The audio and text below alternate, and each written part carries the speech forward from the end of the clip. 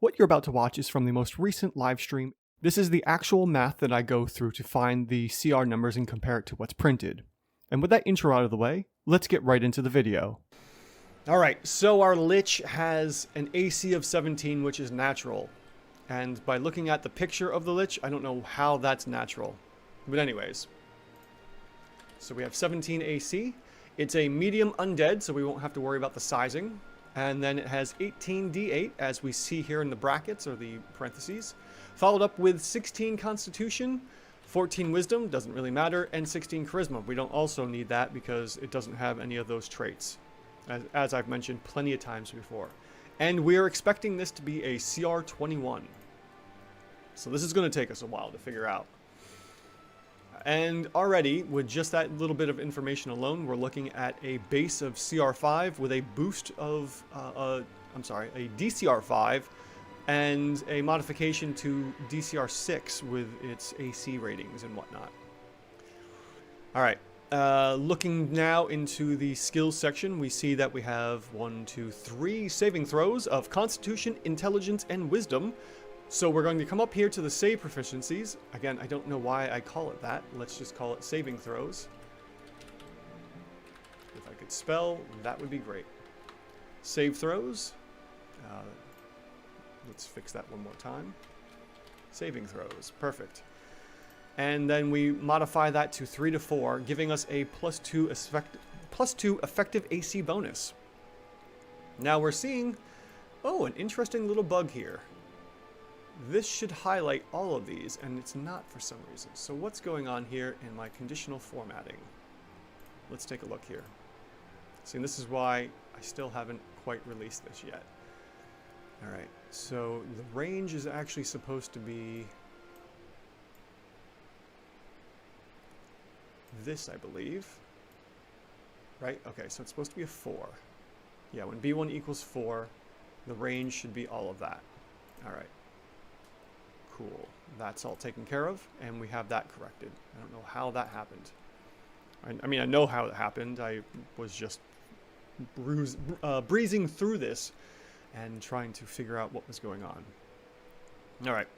Now we have our saving throws in place, and I've fixed the chart here for highlighting purposes. We now have skills, and we don't care about skills. Flat out, just don't care.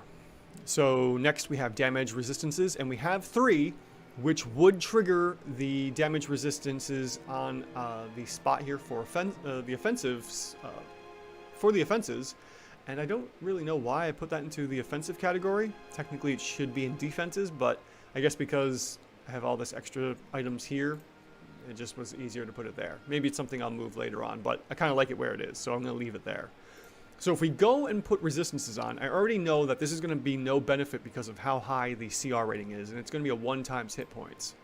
Sure enough, with a CR 21, having damage resistances is going to be virtually nothing for our monster. So next we have damage immunities, and because we have poison as well as bludgeon, piercing, and slashing from non-magical attacks, we can then switch the resistance to immunities, and we'll get 1.25 times the hit points, which thankfully does shift it. If I remember correctly, I think it's CR 15, which is the cutoff point roughly, and anything over CR 15 has no hit point modification for resistances, but only gets a quarter extra hit points for immunities. Alright, and that also is in the DMG for custom monster building somewhere after page 279. I don't ever remember. I just know it's like I know it's somewhere in between 279 and 289. Then we have conditioned immunities, and the rest of this garbage we don't care about in the skills section. We jump down into the traits area though, and this is important. This is where we're going to get a lot of good information. And right off the bat, we have legendary resistances for 3 times a day. So we'll come over here and add those in, which is going to be right here labeled for the Tarask. And we'll add in 3 uses, giving us an additional 90 effective hit points added on to what we already have from the immunities and the base hit points as well. So we've gone already from 135 to 258 so far, which is pretty good. Pretty. It's going to let our Lich live a little longer. And I only say a little bit. Next would be the Rejuvenation. And we don't care about Rejuvenation because all that does is it lets the Lich come back after so many days, provided it hasn't been properly killed. And then we have spellcasting information here, which we will take a look at in a moment, and then turn resistance as well. We don't care about turn resistance. It does nothing except give advantage on saving throws against being turned, and it literally does nothing in the monster trait section. So there's no effect for turn resistance, which is a little surprising, but I guess because it's only really from clerics and maybe paladins. I think it's just straight up clerics that can do this. We don't worry about it because there is usually maybe one cleric, sometimes two tops. I mean, season 2 of Critical Role had 2 clerics. You know, you're not going to see turn resistances or turn undead all too often. So the fun part is now working through all the spells and trying to figure out which of these is going to be doing the most damage. So we're going to come up to my damage tracker, which is just built for spells. And I might want to add that into the, might want to add this into the calculations section and just put it all the way off to the right here to save me some time. But for the time being, I'm just going to put this here and make a copy. So we're going to copy off the Ultra Loath from last week. And this will be the Lich damage tracker. And then we'll clear out all this information from the previous monster, which we don't care about. And take a look at what spells it has to see what is going to be doing the most amount of damage. So starting with cantrips, we see we have Mage Hand, Prestidigitation, and Ray of Frost.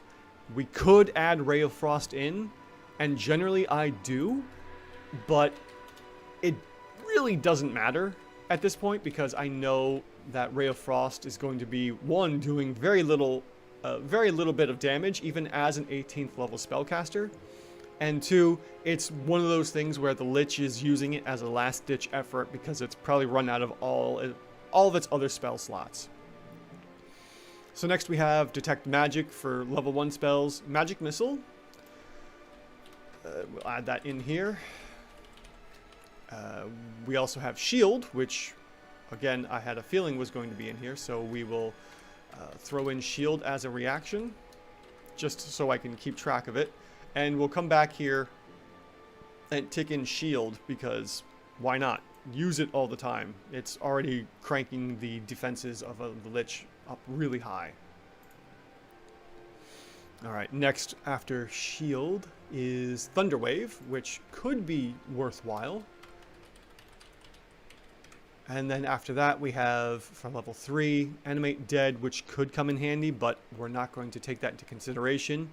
Fireball, which, always Fireball. That's just how it goes. Always Fireball. Why not? You know, just do it. So, let's see here. Fireball is 8d6, so it's going to be 3.5 times 8 times 2 players. And because we can cast all the way up to level 9, I'll just drag that down. And we'll see here that if we wanted to cast a Fireball at level 9, it would be effectively worth 98 hit points, or 98 damage on damage. 98 damage on average, provided it hits 2 players. Or at least, well, let's see. No, the real theory is 2 players fail. But if the Lich can also target up to 4 players, and all 4 of those players pass, then it's still worth 2 players that failed. See where I'm going with this? And you could have similar combinations. You could have 1 player that passes and 2 that fail, and then that 2 that fails, or no, excuse me, 2 that pass, 1 that fails, and the 2 that passed is equal to 1 that failed. You could still get the 2 average here. So, generally speaking, you always want to cast AoE spells on at least a minimum of 2 players, if not upwards of 4. But 2 minimum. Don't waste it on 1 player. You know, cut this in half. You're looking at, what is that, 25 plus 3 would be 28, only 28 damage for a Fireball at level 3 for 1 target. It's a severe waste of that spell. Alright, moving on. We see at 4th level we have Blight and Dimension Door. Blight could be worthwhile. Not really sure if it's going to help out at all. Next would be Disintegrate as a 6th level spell. I could spell faster, that'd be great. Globe of Invulnerability, not going to do anything. Finger of Death. We'll do a little bit of damage. Plane Shift, Dominate Monster, Power Word Stun is handy, and Power Word Kill is probably another good one to take into consideration. So the next problem is, what is our Lich going to concentrate for a spell? Looking over what we have here. Oh, and I also missed Melf's Acid Arrow. Oh, and I missed all the level 2 spells. That's really odd. Huh. Anyways. Melf's Acid Arrow isn't going to do nearly enough damage. So more than likely, since we don't have anything like a Firewall or... Oh, Cloud Kill. There we go. That's the spell. That's the spell he's going to be... that the Lich is going to concentrate on, Cloud Kill. Yep. Alright. So I'm going to... Oops. Let's get rid of that. Cloud Kill. So this is our concentration spell. So we're definitely going to need Cloud Kill's damage here. And let me pull that up on my side monitor.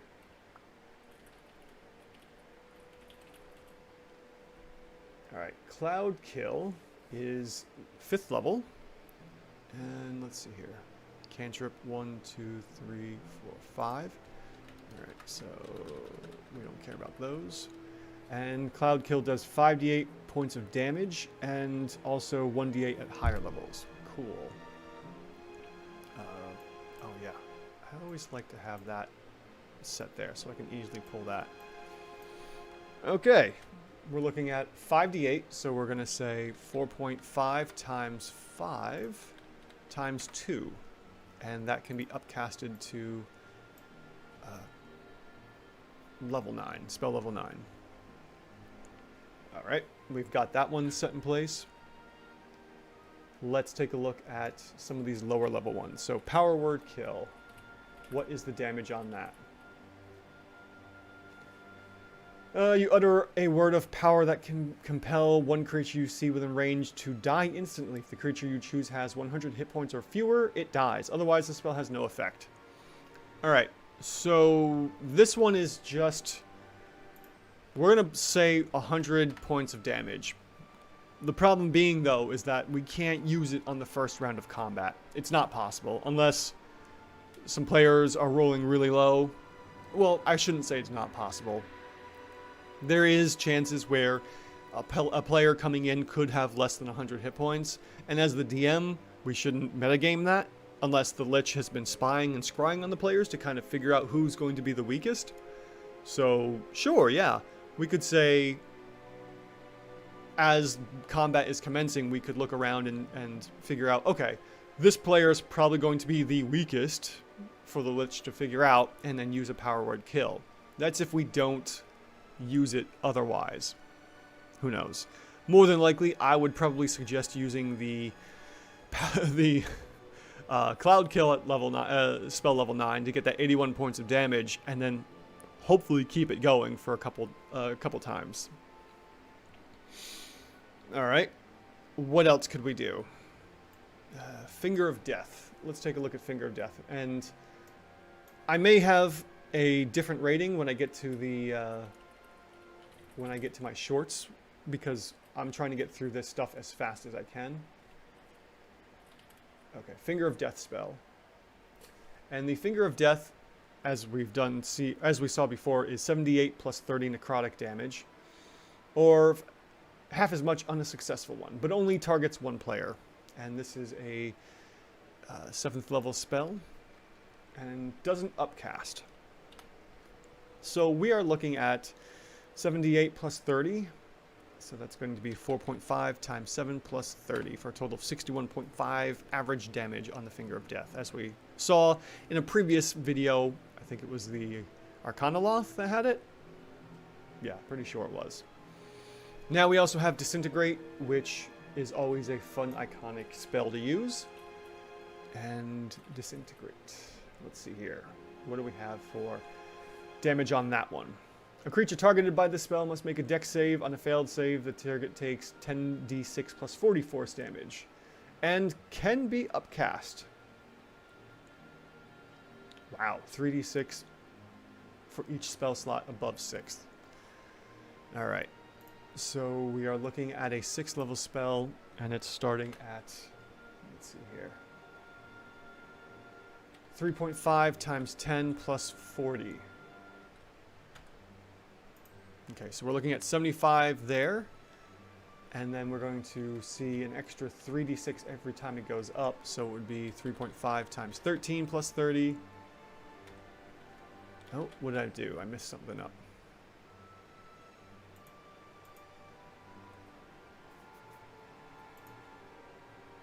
Alright, what if I put these... Yeah, I think I need to put brackets, or parentheses around stuff. Because this should be working out higher. It shouldn't just be 75.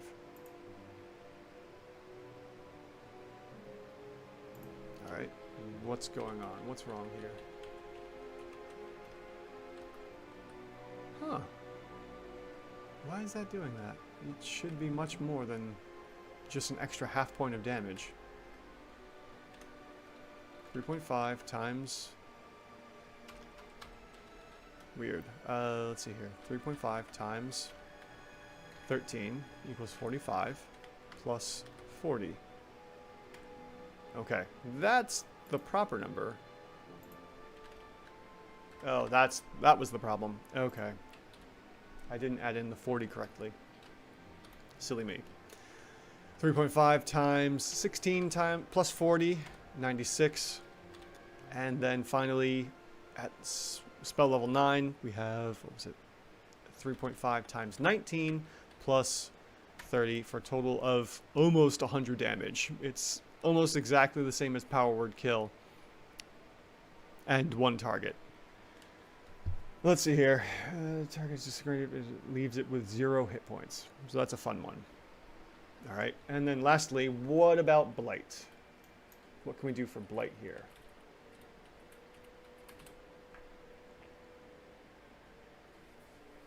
Alright, well, the target, let's see here. Blight targets only one creature you can see within range.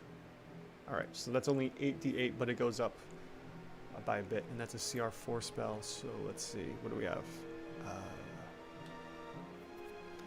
We have 4.5 times 8, and then we will upscale that to spell level 9 just for the heck of it.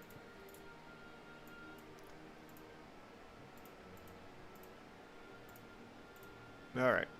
I'm not too terribly worried about all the other spells because they're not going to be doing anywhere near as much damage. And considering we have our spell slots here of, what is it, 4, 3, 1. We have all these spell slots available to us. We're going to be doing plenty of damage. So the question is, what is the maximum amount of damage we can do on 3 rounds of combat? Right off, I'm seeing Fireball and Cloud Kill. And I'm really thinking Cloud Kill would probably be the way to go first. So we can try this 2 different ways. That's why I have 2 sections here to kind of give an idea of what else would we be playing around with here. So we'll say here we'll do 1, and then we will follow up with this and that as well, and then we will do what's going to be the next most amount of damage after Cloud Kill, because we can't concentrate on anything else, but that's going to be a ton of damage. So round 2, the next one best would be Disintegrate at 96 points of damage on average, because that beats everything else. So we could say Disintegrate for there, which uses up that 1 spell slot, and then after that we have Fireball or Disintegrate again. So probably the best bet would be to just do another Disintegrate. That's giving us the most amount of damage. And we're looking at a total damage of 141 for all 3 rounds of combat. So what if we didn't do Cloud Kill? First off, let's say we did Cloud Kill at 72 instead. and open that up for some higher spells, some other more damaging spells. So let's say we'll go with the Disintegrate here, because we're going to save that power word kill. And then also we're going to do this here. So we're actually looking at 137 points of damage. So the damage isn't too far off, as we see. The first combination ended up with, what is that, 4 more points of damage on average. Not terribly great, but it's still more. But even if you decided not to go with a spell level 9 Cloud Kill and went with a spell level 8 Cloud Kill instead, yeah, you would... Actually, hold on, I gotta change some numbers around here a bit because I forgot. This was used up by that. So that's not correct. Actually, we would have to come down to here and use the 85. So we have a slightly lower number here. We have, what is that, 8 points different. So it's actually a little better to throw up the Cloud Kill at spell level 9, weirdly enough. Alright, so we're going to go with this 141 points of damage here and add that into the 3 rounds of combat since we don't really need to worry about anything else. We'll take a look at the other action, which is the Paralyzing Touch, but spells are going to be so much better. So round 1, I'm just doing this because we already calculated our total amount of damage here, and I don't feel like worrying about it. So we just know the full attack is, bam, 141 points of damage. So we'll throw this over here. And here is our damage per round of 141. So what else do we have? We have legendary... Oh, we need to add in legendary actions. I forgot about that. So we're not finished yet. But let's take a look at the Paralyzing Touch. Melee spell attack. 5 feet range. Does 10.5 cold damage. And the target must succeed on a saving throw or be paralyzed for a minute. Alright. Again, too low of damage. We don't really care about that. Now we have our legendary actions. The first one is that the Lich can cast a cantrip. And we know that the one cantrip it has is Ray of Frost. Now at 18th level, Ray of Frost is going to do how much? Alright, Ray of Frost at 18th level is going to be doing 4d8 points of damage. We'll come back over here and just throw that in for the heck of it. So we're looking at 4.5 times 4. So a total of 18 points of damage. Not great. Alright, well, the Lich could then do Paralyzing Touch. Or it could also do Frightening Gaze or Disrupt Life. Alright, Frightening Gaze would then make a target frightened. The frightened target can repeat the saving throw. Doesn't really matter. I'm looking down here for anyone that's worried about what I'm doing. Again, this would also add in the Frighten Presence condition because it can do it as a legendary action. But oh, I don't want that. I want Frightful Presence. Here we go. We're not getting any kind of a hit point bonus from the Frightening Gaze because of how high our expected CR is supposed to be at 21. So the last one would be Disrupt Life. Each non-undead creature within 20 feet of the Lich must make a DC 18 con save or take 21 points of damage. And a failed save has half as much. Alright, that's pretty great. So our first legendary action was what? 18 points of damage for a cantrip. Our second one, which I'm going to say is Paralyzing Touch, would only be 10.5 damage. And the last legendary action would be Disrupt Life. And because it is an AoE effect, or an AoE, we're going to say it's 2 targets for a total of 42 points of damage. But it costs all 3 actions.